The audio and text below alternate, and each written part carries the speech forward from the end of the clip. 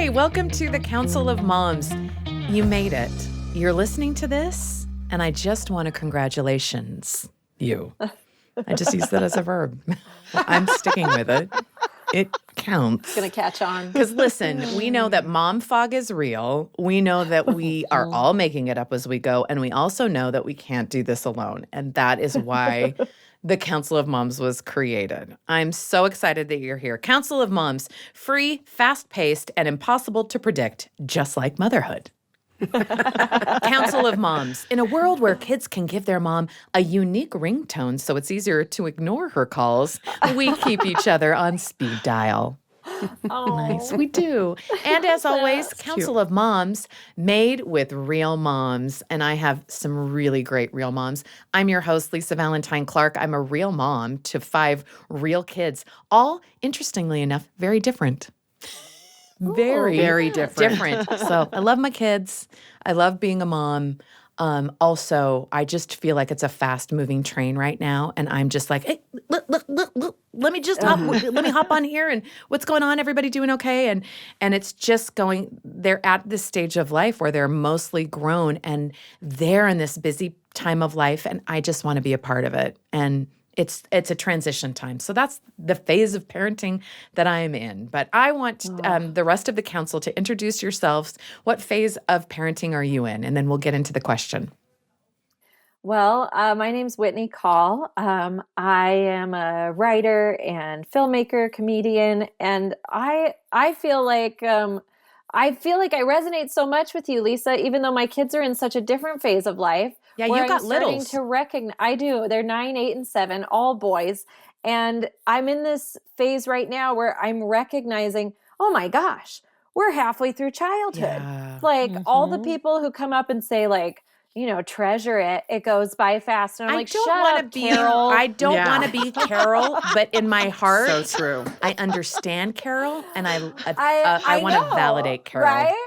And you know why Carol said that to me? I know why Carol she said didn't it, treasure it. but it doesn't help because you are enjoying hard. it. I know. Because it's hard. And you're so tired. But at tired. the same time, while they're like sleeping, because they're going to bed later and later now. We're getting to that. We're getting to that phase where they're starting to encroach in my evening time. Mm-hmm. But I'll look back when they're sleeping and be like, oh my gosh, like we will never. We're getting to the like never again phase. Like we're like they're never going to call me like mommy again, right? Or they're never going. But yes, unironically, right? They're never going to like be picked up again at some point soon, right? They still sometimes do if they get a bump or if they're pretending to sleep.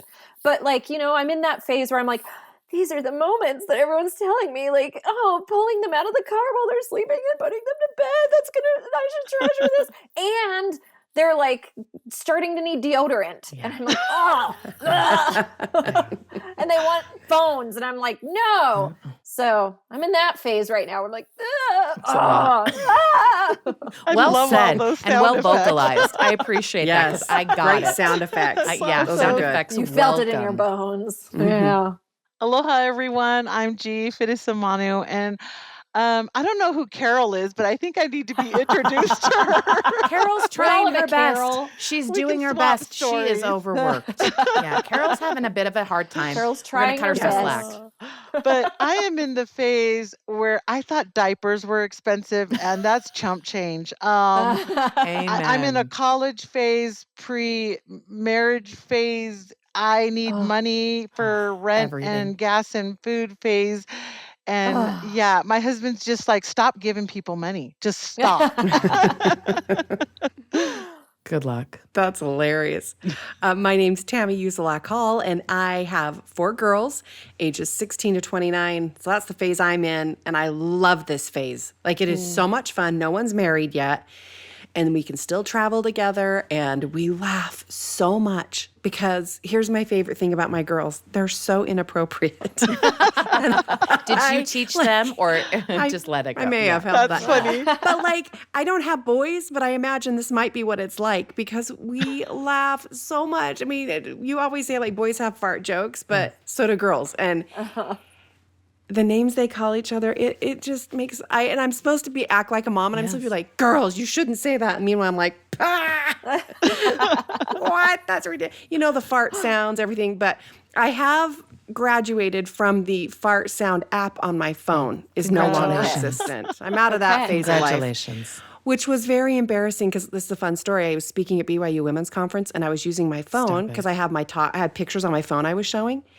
And when I got done using my phone, it automatically went to my home screen, and all of a sudden the women just roared with laughter because it showed the fart app. Oh, and I was like, well, nobody else has the fart app. You guys act like you don't have the fart app on your phone. Don't act like you're better than me. Give me a yeah. You think you're better than me? Please. I'm gonna call you out awesome. here. There's none. This is not. Yeah. So I'm out of the fart app stage, but we laugh a lot, and I love motherhood. Like I love this part of motherhood more than I ever thought I would. Isn't I wasn't that good fun? with little That's kids. a It was great hard for me. unexpected.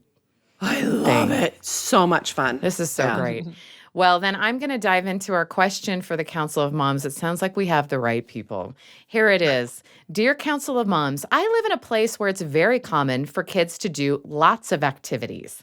My kids' friends are constantly talking about piano lessons, ice skating, language tutoring, Little League, swimming lessons, et cetera, et cetera. I worry about overscheduling my kids, but I also worry that they're missing out on being as well-rounded as their peers.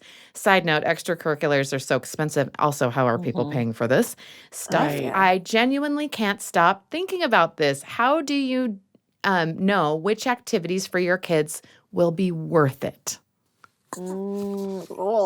First of all, I just want to say you don't. You don't know if it's going to be worth it or not. There's no answer to that. Yeah. No. I always like to say, like, my mom and dad, like, encourage us, like, if we really wanted to try something, we could try it, right? But there was 5 of us. So, maybe it was like a community thing. Like, it couldn't be like Always. Yeah. Oh, yeah. They did like insist on piano lessons. Some of us play piano, some of us don't. But like I just remember my little brother, like he took everything. He took like BMX biking and skateboarding lessons and fencing and da-da-da-da. And now he's like a world famous guitarist. Like guitar was the one thing that like stuck. And we're like, remember when you were fencing? And it was just because like a friend was doing it and wanted to do it. Anyway, whatever. All to say that you expose your kids to all this stuff and you don't know if it's worth it. Know. That's why it's so weird. You just, it's just the idea of it. So I love it. Yeah. How do you know which activities for your kids will be worth it? It's hard to know. But I don't know. What else do you guys think? And I think there's also times and seasons, right? I mean, I have one kid who, for a while, we were trying to figure out, he's very neurospicy and he has a lot of emotional dysregulation. And so for him, we put him into soccer with his brothers and it was a mess. It was terrible because competitive sports with like body contact and stimulation and like having kids cheer when you missed the goal. And it's like, okay, this kid was not going to survive in competitive sports at this point. And so that wasn't his future too. That was not why are we doing future. this? Yeah. Right, exactly. And so for a while, we pulled him out of sports. We gave him piano. It was something that was he wasn't competing against anyone. He wasn't doing anything. And one like weekly piano lesson for him was great. And his therapist said using both hands was helpful for his brain too. So it was like, okay, we're also helping him mentally. This is awesome. But we were just like, look. And at one point, someone at one of the brothers' soccer games turned to this kid and said, "Hey, so are you on a team? What sports do you play?" And he just like kind of sat up straight and he's like, "Oh, I don't play sports. I do piano." And for him, it was like, that was his thing. That was his like, I'm good with that. Whereas like all his brothers were doing like piano, basketball, then do like summer soccer, which is just, anyway, all of it, right? Now we're in a phase where his medication, I don't know, knock on wood, we're pre-puberty right now, so who knows, but his medication is like kind of stable, so he's doing basketball. He's trying something out, right? Yeah, it's the idea of trying these new things. Yeah. Like, I hate how specialized things have become of like you do sports, or you do club soccer and not just, like it can take over the whole family's life. So I think you have to like really say, what are these activities for? Are they for me? Like we do this, or Or are they to try new things? Or are they to develop a skill? Like you really have to, and I think it's going to be different for every family. And every kid. Yeah. I mean, I miss the 80s because everything I was exposed to as a kid was just because I went outside and tried it. Because it's fun. Or had friends that tried. Like there were no classes. There were no teams. There you go. In fact, I remember I started my own soccer league in my neighborhood. Like I was that kid. I had a clipboard with names of kids on the neighborhood, and I'd go around. Not. Stop it, Tammy. I recruited kids to play kickball for one summer. Hilarious. That's awesome. That's so fun. And if you made me mad, I'd be like, "You're not on my team anymore." And I was dead serious. You were power hungry. Yeah. You totally are Sicilian. Totally. I am Sicilian. I will cut you off. Yeah. So I miss that. Like I know. I used to do that in the neighborhood with plays. I'd be like, we're putting on a play. Who wants to come and audition? And I have a sheet over a piece of string in my backyard. I love that. I did the cast. I was in charge of casting too, which again, power hungry, but and costumes. It was fun. But I think for parenting for me, when my kids came along, I kind of had that same idea or approach. So if they wanted to try something, I would find someone in the neighborhood that knew how to do that. Like I am not signing you up for a big old 6-month class that you're going to hate in 10 days. So guess what? Little Cindy Lou, who in the ward plays guitar, and she's been playing for a week, so she's going to teach you. I would hire these kids in the ward to come and teach my kids how to do gymnastics, guitar, all the things. Cool. But just and then try if they liked it, if it sticks, then let's I'm put like, you in okay, classes. now I'm going to invest. You bet. I like now we'll that put you in. approach. I love that, Tammy, because, we did that with our kids. I never took them really seriously because I was like, who knows what's going to play what, And we didn't have a lot of money, like you're saying, for 5 kids. So there was a season. Okay, it's your turn to play this. You can't play that. It's their turn, And it's like, okay, your sister has played this sport. Now it's your turn. But the funny thing is, they'd want to buy all the gear, all the fancy, flashy, like I need the gloves, Mom, and I need certain cleats. And I said, dude, if you can't perform without those, then why do you need them? You got to show me. Are we playing dress up or are we doing learning a skill? Right? Yeah. All the flash stuff. But it was so funny one time, my daughter, she was like, Mom, I need to go to this national tournament. And she was a sophomore and it's $1,000. And I'm like, I'm not paying $1,000 for you to go sit on the bench at a national tournament. She's like, Mom, I'm the starter. And I'm like, oh, okay, then I'll make an exception. Yeah. I'm like, wait, I need to talk to your coach about this. But I mean, we just didn't put in a lot of money because we didn't have it unless it warranted it. And then I do remember one time the kids went to a tournament in Las Vegas. It was like, all these teams come in from the different states, and my son's like, Mom, why aren't you here? Like, what are you doing? And I go, I don't know, working. Like, I have a job. And he's like, your daughter's scoring all these, they call them tries in rugby. They're kind of like touchdowns. He's like, you need to be here. And literally it wasn't until they performed at that level that we're like, okay, Dad, get in the car. We're driving all night and we're showing up. And she's like, wait, what are you guys doing here? We're like, we're here to watch you now. So, I mean, we just didn't take ourselves so seriously. And I feel like some parents, they already forecast that their child is the all-star, and then these kids get set up in their minds like I'm the quarterback and we're only 10 years old, and it's like what? And then they feel like, man, I didn't get offered, I'm not. Is it about learning the new skill or being the best at it? Because that there's a lot of pressure for that. You put a lot of money and time in that, and then the kid feels like they disappointed you because they weren't the person you told them that they were going to be. And some kids, they have a hard time transitioning from what they were supposed to be to really who they are. Like you're saying, I want to be the guitar person. I don't want to be, the fencer, right? But we set our kids up in a bad place when we push them so hard and then they don't reach that, but they don't know how to pivot. Like what activities are they motivated for than like what our agenda is. Yeah. And I really think that's a good point. And on the flip side, like I got really frustrated when my kids were like, oh, I want to try this, like try this instrument, or I want to, try this skill. And I'd be like, okay, we're going to do it. I'll sign you up for lessons. Will you practice? Like, what's your investment if I'm playing? And then when they didn't practice and I'm paying for these lessons, I'm like, what are we doing then? What are we doing? Then what are we doing? Then I'm taking all of the liability on this, and your responsibility isn't. So that was really frustrating for me as a parent. I do think that, I mean, what is the goal, right? Like, what are we wanting these kids to do? I think that's a great question to ask, because it's like, because you do see some parents sometimes who are like, I want my kid to be the best. Yeah. Mm-hmm. I was a, college soccer player and I want my kid to be a college soccer player, like whatever their thing is. And you can see them putting that pressure on their kids as they're getting older and older.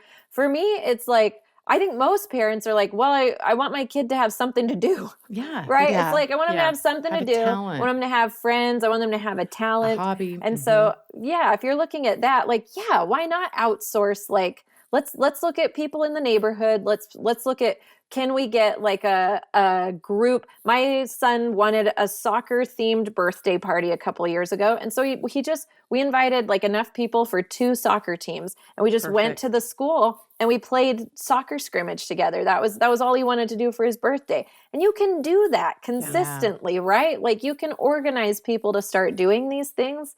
I know for me, I get like I miss those evenings that I have with my kids when they are just like sport after sport after sport. So we always like have a wedge of the year where it's like my kids want to do baseball and I'm like, absolutely not. It's too hot. We're not doing baseball. And you have to get all the gear, and they've never played before. And I don't think they're going to love sitting in the outfield most of the time. So I'm like, okay, instead of baseball, we're actually just going to like do seasonal things in the summer as a family. We're going to fill our evenings with, going up in the canyon or going out here. And so I feel like there's those times too where you're like, man, we just want to enjoy each other. We just want to like, what is the activity for the kids for it to be worth it? Yeah, that's a good point.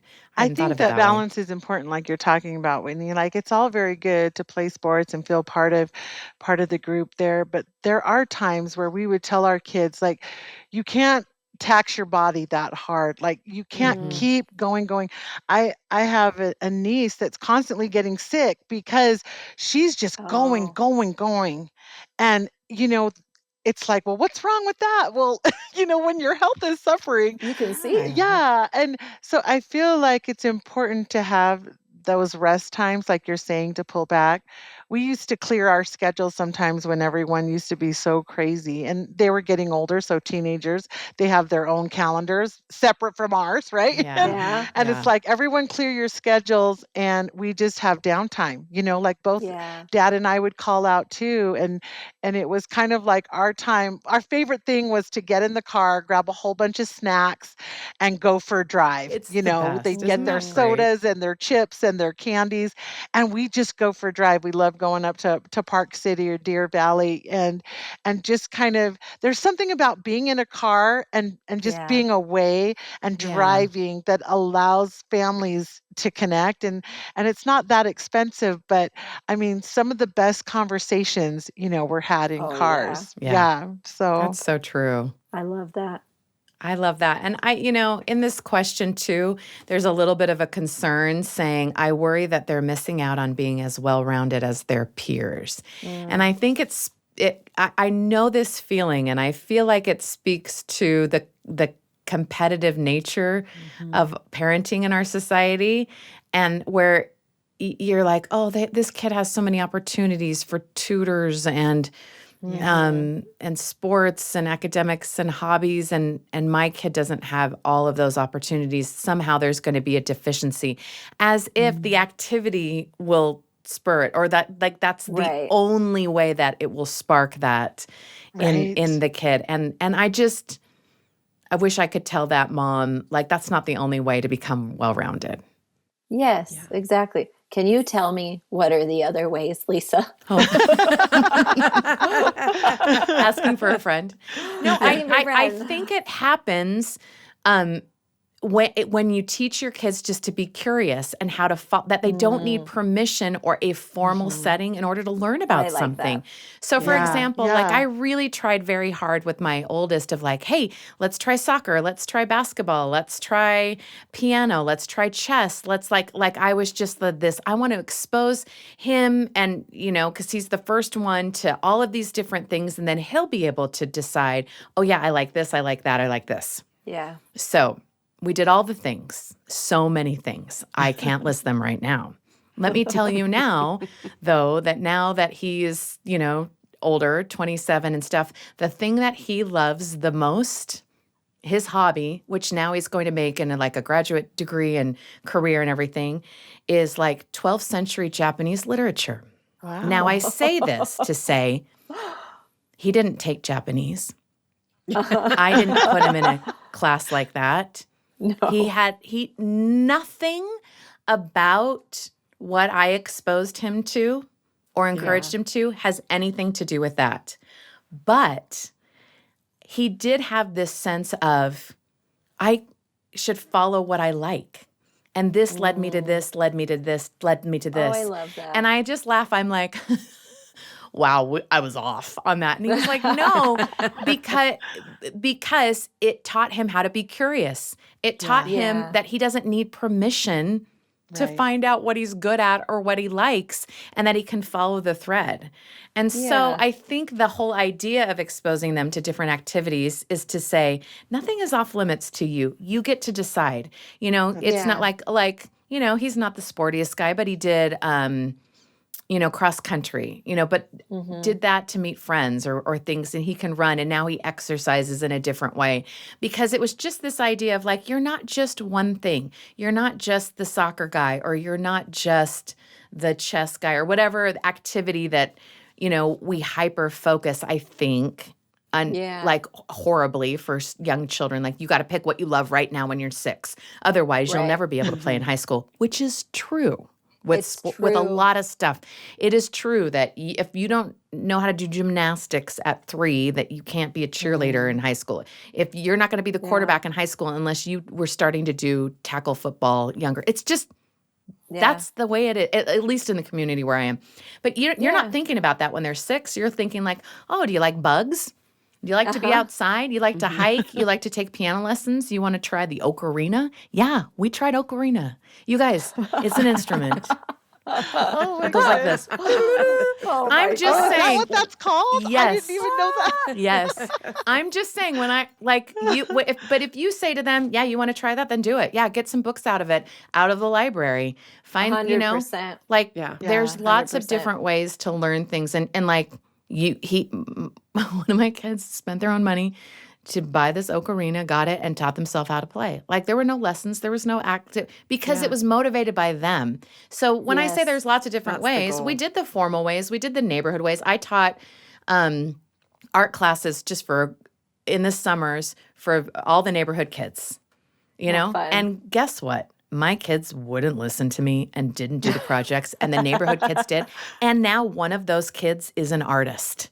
There you go. And how insulting. Kudos. And I always say I always say to them, I tried to teach you art. I tried to remember, formally and informally. Yeah. And they're always like, yeah, I know. Isn't that funny? And I'm like, yeah, it's hilarious. It's hilarious. Anyway. Yeah. So my whole point is that it's worth it to spark creativity and to have them be self-learners and to own, hey, if you're interested in something, follow the thread. Yeah. Yeah. I think parents, in our good intention to, again, guarantee success for our child, we can shortchange them opportunities that, like you're saying, Lisa, we don't even know, because we didn't allow them to think outside the box. It's like, no, this is who you are and this is who you're going to be. And then they start getting afraid. Yes. No, I'm only supposed to do this. I can't be that artist, because artists aren't football players, right. And you're like, there's no rules with that. Yeah. Yeah. And if you foster that creativity, then it's a safe place for them to kind of try things out. Right. And to not be good at it right away. Yeah. And to not like be I was good at telling it. my kids, they're like, well, I'm not as good as so-and-so, or I don't play. I'm like, well, do you like it? Just play it to like it. You don't have to be the best. Right. Don't rob yourself of something. Like I play the piano and I'm not very good, but it brings me joy. Yeah. And so I tell them that all the time. Like you don't have to be great at something to like enjoy it and have it be a hobby. Yeah. Well, and the fear for that mom, I hear it, I really feel it, is that this idea of being well-rounded. And for me, in my family, the experience is it's not, you're not going to well-round your kids in the time they have in your home. You're just shaving off the edges. Yeah. Like you're just kind of getting them ready because they're going to go out into that world really rooty and not rounded at all. Like I say to my kid, because having a special needs daughter has really changed my perspective, because for her and now all my girls, I say, you have your whole life to figure out your whole life. Yeah. So just go figure it out. Oh, that's beautiful. Like you do not, because there's a lot of pressure on our kids to have it figured out when they graduate from high school. Well, what are you going to go into? What is your degree? What do you want to be when you grow up? And I have to remember, like, they're not well-rounded. They're just soft. I took their childhood and made the edges softer, and life is going to help finish that out. And it's still finishing me out. I'm still being rounded. Yeah. Like coming into motherhood, that changed my entire shape. I thought I was soft and round. Apparently I'm real obtuse. And I got a lot of edges. Changed my whole shape. Hey. I just it's just a process throughout your whole life. So mom listening, don't feel pressure to make sure your child is well-rounded. What does that even mean? Like you're doing great. And they have their whole life to figure out their whole life. So just call your neighbor and have her. I did do a neighbor. My girls wanted to do watercolor painting, and I go, well, then that's who's going to do it. And we did one class for them to go, oh, I don't want to do that ever again. It's hard. I'm like, that's just super hard. Unforgiving watercolor. Unforgiving. Unforgiving. But I frame those pictures. I put them on the wall as a reminder. There you can go. ship when things you wanted to around. try You can that. make mistakes. You can make lots of mistakes in oil painting. Yeah. Yeah. So that's funny. There's so much pressure on moms. We can take the pressure off of each other too. Yeah. In this question, and I think this is like where I'd love to end on it too. I wish there were a way for us to take the pressure off of these unwritten expectations that each generation has, each society has, but like we can influence it. We can influence it by saying, I'm not signing my kids up for all the a bazillion things. Yeah, I do think that my kids need time just to think and stare at the clouds. I do think kids need that time and that they shouldn't be overscheduled. So what can I do about being less embarrassed about that and what that means for who my kids might be, and be a little bit more confident in that, and how might that give permission to other people to make decisions that are right for their family too? By not, judging each other, I guess, for it. Yeah.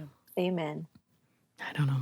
Maybe I think when you take off that pressure, that's when the creativity flourishes. I do too. Because then it's like nothing you do is wrong, because you're just allowing yourself to explore yourself. And so I love creativity. I think that part allows people to reach heights they wouldn't if they're put in a box. And it's interesting because when our kids, they see us starting businesses and doing hobbies and, going on social media and helping people. They're like, what on earth is mom, dad doing? It's like, we're still exploring even at that age, that we are. It's just like, you're never done. Like you're saying, you have your whole life to figure out your whole life. Who knows if your next thing is actually going to be your best thing? Even at our age, who knows, right? Yes. I mean, and wouldn't that be a great way to run into life instead of brace yourself for it? I'm not good enough yet. Yeah, just to be like, bring it on. I'll figure it out. So, I think that's a good trait to learn. Yeah. Mm-hmm. Well, as always, everyone should take our advice. Yeah, that was amazing. We know. Because we know everything.